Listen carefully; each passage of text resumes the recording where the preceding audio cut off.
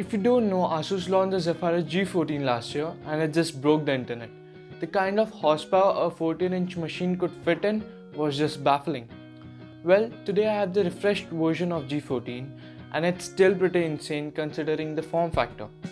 But when it launched last year, it had no competition. But today, companies like Razer and Acer are giving their very best to compete in this segment. Can it still hold up? Let's find out.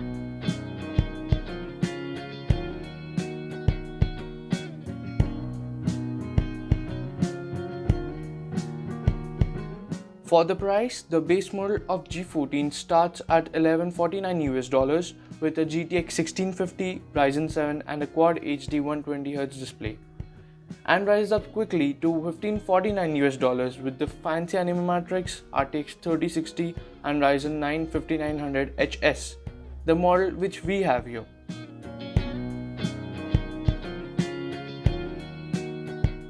The exterior is pretty well built too, not the level of XPS MacBooks or Razer for that matter, but sure, not too far off either. We see the Asus thing where it lifts the laptop using the hinge to provide better cooling, or ergo lift hinge as they call it. For the material, it is made up of magnesium alloy which gets really cool to touch if you live in a cold region. Also, the CNC milled holes on the top of the lid gets filled with dust, so keep that in mind. Overall, it's just a well-built machine, and it just weighs 1.7 kilos or 3.75 pounds for the British friends out there.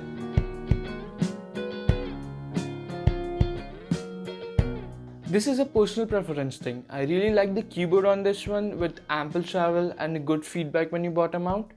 Also, there's no RGB here, there's only white backlight which is usable in dark or in night. And there are also extra row for shortcuts like Armory Crate, volume up and down and mute key. The power key has integrated fingerprint sensor which I have to say works quite well.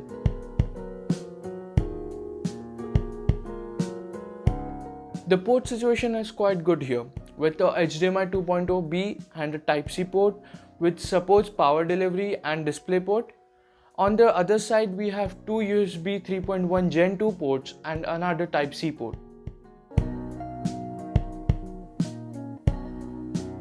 Speakers are very good for a gaming laptop here. You get two tweeters at front and a couple of woofers at the bottom, and they sound really good.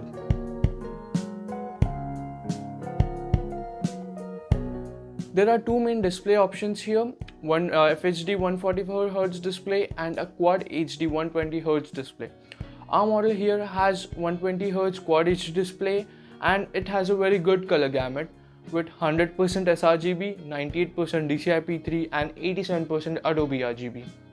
Also, quick tip, if you wanna see the color accuracy of a display, see for the DCI-P3 color gamut as it is the most accurate one.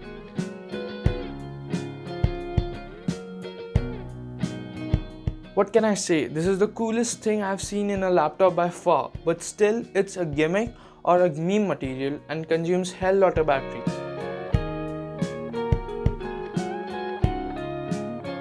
I was quite surprised by the battery life on this one. 10 to 11 hours of battery life on a gaming laptop? Well, how it achieves this is by disconnecting a discrete GPU and using the integrated GPU for when not plugged in. Well, the result is extraordinary battery life as compared to other gaming laptops. It even outlasts some of the ultrabooks out there.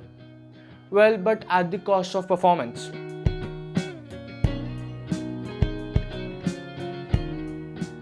The performance on this 14-inch machine is on whole another level. The Ryzen 9 5900HS is among the best mobile processors out there. Have a look at the Cinebench R23 result. The only processors who beat this were much bigger desktop processors. This is perfect for creators who love to game. I play some COD Warzone and NFS Heat and it just was awesome. The DaVinci Resolve just went flawlessly without any hiccups. Of course, there is some fan noise. Actually not some, a lot.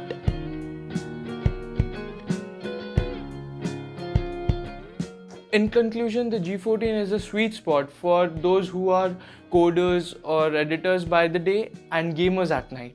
The display is phenomenal for content consumption and gaming as well, with excellent viewing angles a lot of ports, and fingerprint scanner too. In all, it provides a great value and hand over its competitors. Personally, I would suggest the Ryzen 7 model as it provides better value, but Ryzen 9 is also fine. So that's all for today's video. Hope you liked it and see you in the next one.